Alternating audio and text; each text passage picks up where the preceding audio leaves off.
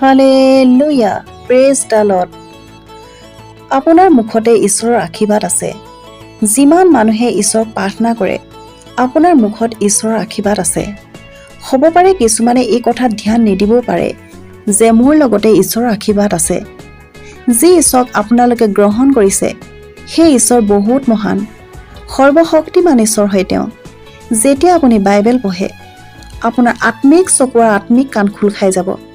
যি ঈশ্বৰক আপুনি মানি আছে, তেওঁ নৰ্মেল ঈশ্বৰ নহয়, বহুত ডাঙৰ ঈশ্বৰ হয়। হালেলুয়া। সেইকাৰণে তেওঁ আপোনাৰ মুখত শক্তি দিছে। শুনক, প্ৰাৰ্থনা কৰা মানুহক ঈশ্বৰে কৈছে কেয়াৰফুল হওক। যি আপুনি মুখত কথা ক'ব, সেয়া সঁচা হৈ যাব। যদি আপুনি ভাল কথা ক'ব, ঈশ্বৰে কৈছে সেয়া ভাল হ'ব। যদি আপুনি বেয়াটো ক'ব, ঈশ্বৰে কৈছে সেয়া বেয়াহে হ'ব। পবিত্ৰ বাইবেলত হিতুবদী 18:21 কৈছে, মৰণ আৰু জীৱন জীৱাৰ অধীন, আৰু যিবিলাকে তাক ভাল পায় তেওঁবিলাকে তাৰ ফল ভোগ কৰিব। আপোনালোকৰ জীৱাত ঈশ্বৰে জীৱন আৰু মৰণ দিছে। আপুনি যদি সেই জীৱনত সোমায়, আপুনি ভাবিব নোৱাৰিব যে আপোনাৰ জীৱনত মহৎ মহৎ কামবিলাক হৈ গৈ আছে। যদি আপুনি নিগেটিভ কথাবিলাক আপোনাৰ মুখৰ পৰা ওলায়, তেনেহ'লে সেই কথাই আপোনাৰ পৰিয়ালত কাম কৰিবলৈ ষ্টাৰ্ট কৰিব। এদিন এজন পাষ্টৰ আহিছিল ওচৰৰ মানুহ ঘৰলৈ। তেওঁলোকৰ ঘৰত প্ৰগ্ৰেম পাতিছিল। তেতিয়া ময়ো গৈছিলোঁ তেওঁলোকৰ ঘৰলৈ। তেওঁ মোক দেখিয়ে কৈছিল যে তোমাৰ দ্বাৰাই ঈশ্বৰে মহৎ মহৎ কামবিলাক কৰাব।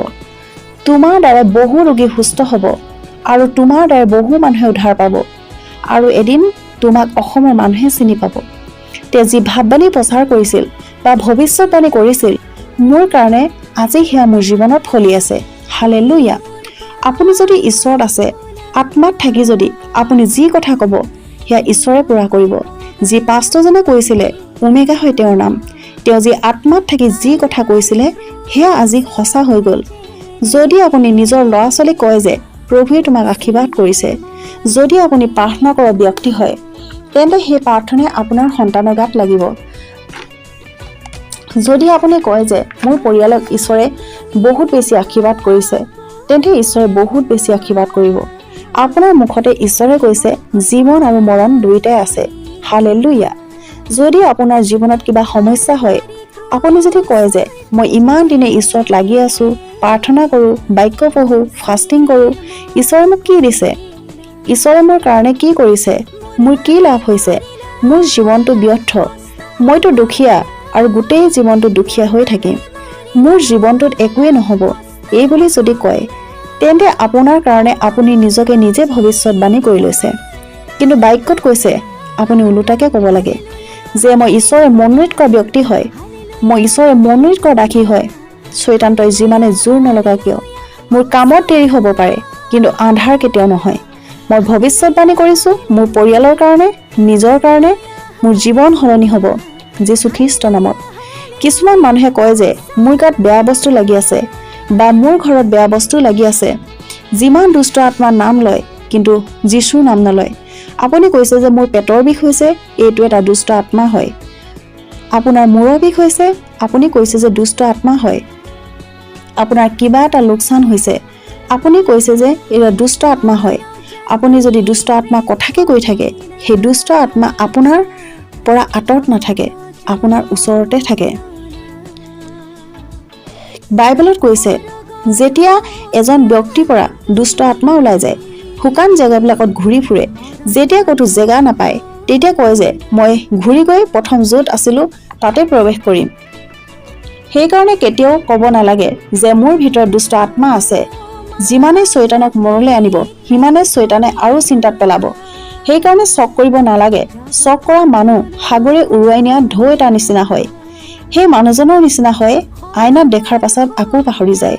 সেইকাৰণে মনত ৰাখক, যিয়ে আপুনি মুখত কথা ক'ব, ঈশ্বৰে কৈছে যদি আপুনি প্ৰাৰ্থনা কৰা ব্যক্তি হয়, তেন্তে সকলো মনৰ কামনা ঈশ্বৰে পূৰা কৰিব আপোনাৰ জীৱনত। সদায় আপোনাৰ ল'ৰা ছোৱালীক, মানুহজনক, আপোনাৰ পৰিয়ালক আশীৰ্বাদ কৰক। বাক্যত লিখা আছে, যিহোৱা মোৰ ৰক্ষক, মোৰ অভাৱ নহ'ব, তেওঁ মোক কোমলে ঘাঁহনি পথাৰত খুৱায়, য'ত শান্তি আছে এনে পানীৰ কাষে মোক চলায়, তেওঁ মোৰ প্ৰাণ পুনৰাই সুস্থ কৰে, নিজৰ নামৰ নিমিত্তে তেওঁ মোক ধৰ্মপথত চলায়। এনেকৈ মই মৃত্যু চাই উপত্যকাতে চলিলেও মই কোনো আপদলৈ ভয় নকৰোঁ, কিয়নো তুমি মোৰ সংগত আছা। তোমাৰ লাখুটিয়াৰ লাঠিয়ে মোক সান্তনা দিয়ে। তুমি মোৰ শত্ৰুবোৰৰ সাক্ষাতে মোৰ সন্মুখত মেজ সজাইছা।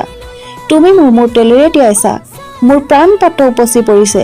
অৱশ্যে মোৰ মংগল আৰু দয়েশৰ সকলো কালত তুমি মোৰ পাছৰ হ'ব, আৰু মই চিৰকাললৈকে জিহুৱা গৃহত বাস কৰিবলৈ পাম। হালেলুয়া। সকলো বাক্যই আপোনাৰ কাৰণে ভৱিষ্যতবাণী হ'ব। যদি আপুনি ঈশ্বৰত থাকিও দুখত আছে, কষ্টত আছে, হাওখাই আছে, তেন্তে আপোনাৰ মুখত কণ্ট্ৰল নাই।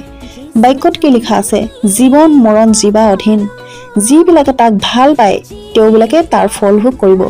এইটো এটা টেলেণ্ট হয়। জীৱাক ইস্তেমাল কৰাটো এটা টেলেণ্ট হয়। কিছুমান মানুহক দেখিব সকলো কথাতে অকল গালিয়ে পাৰি থাকে। তেওঁলোকে বুজিয়ে নাপায় যে গালিটো কি আচলতে। কিমান ডাঙৰ ডাঙৰ মানুহ আছে, তেওঁলোকে মুখ চম্ভালি আছে আৰু আজি কি বনি আছে।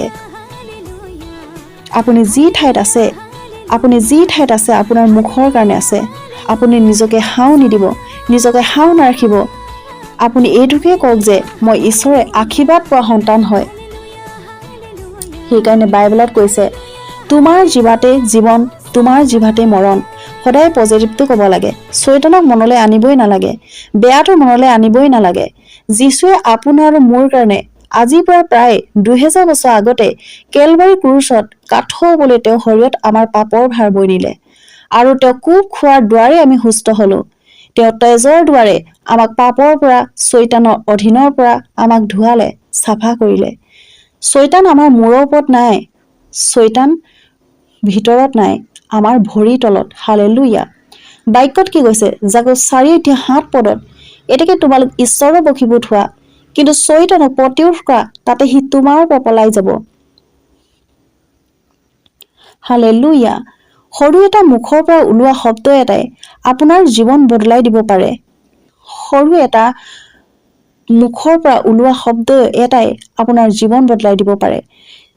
যিবিলাকে আজি বিজনেছ কৰি আছে, আপোনাৰ মুখৰ সৰু সৰু এটা কথাই আপোনাৰ বিজনেছ আৰু বঢ়াই নিব পাৰে, আৰু সৰু সৰু কথাই কেতিয়াবা কাষ্টমাৰবিলাকক বেয়া কৰিব পাৰে। অকল এটা কথাই, যদি আপুনি বিজনেছটো ভাল কৰিব বিচাৰে, তেতিয়াহ'লে আজিৰ পৰা আপোনাৰ মুখক ভাল আৰু কণ্ট্ৰল কৰিবলৈ ষ্টাৰ্ট কৰক। আমেন। একদম ঈশ্বৰৰ আশীৰ্বাদ আপোনাৰ জীৱনলৈ অহা দেখিব। আজি আপোনাৰ সন্তান নাই, ভাল বাক্যটো কওক। আপোনাৰ কিবা বিজনেছ নাই, ভাল বাক্যটো কওক। কিবা বেমাৰ আজাৰ হৈছে, ভাল বাক্যটো কওক। আমেন। আপুনি যি কথা কয় সেয়া ঈশ্বৰেও দেখি আছে আৰু শয়তানেও দেখি আছে। যিটো আপুনি ভাল কথা কয় সেয়া ঈশ্বৰে দেখি আৰু লৈ আপোনাক ব্লেছ কৰে। হালেলুয়া। অকল বাক্যইহে আপোনাৰ জীৱন সলনি কৰিব পাৰে। আপোনাৰ ল'ৰা ছোৱালীক জীৱন সলনি কৰিব পাৰে।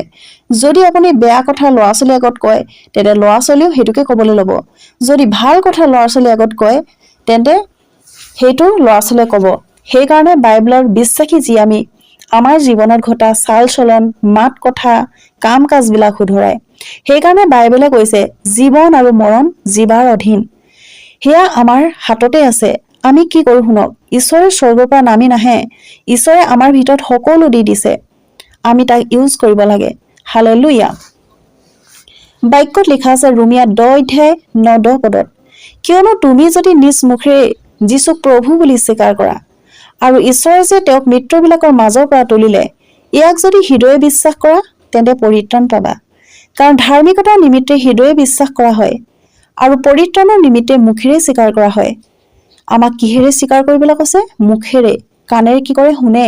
মুখেৰে কথা কয়, চকুৱে দেখে।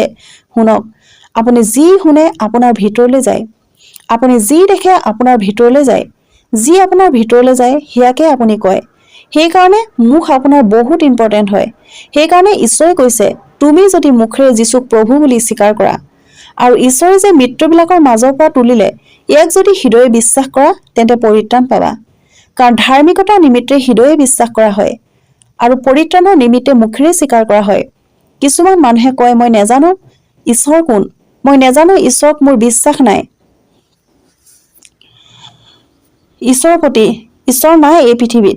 যেতিয়া আপোনাৰ পেৰালিছ হ'ব, তেতিয়া আপুনি আহোঁ বুলি ক'লেও আহিব নোৱাৰিব ঈশ্বৰৰ ওচৰলৈ। সময় থাকোঁতে ঈশ্বৰৰ ওচৰলৈ আহিব লাগে। যেতিয়া আপোনাৰ পেৰালিচিছ হ'ব, ঘৰৰ মানুহেও উলিয়াই আনো বুলিও আনিব নোৱাৰিব। সেইকাৰণে সদায় আমি আশীৰ্বাদ পোৱা শব্দ ক'ব লাগে। আমেন।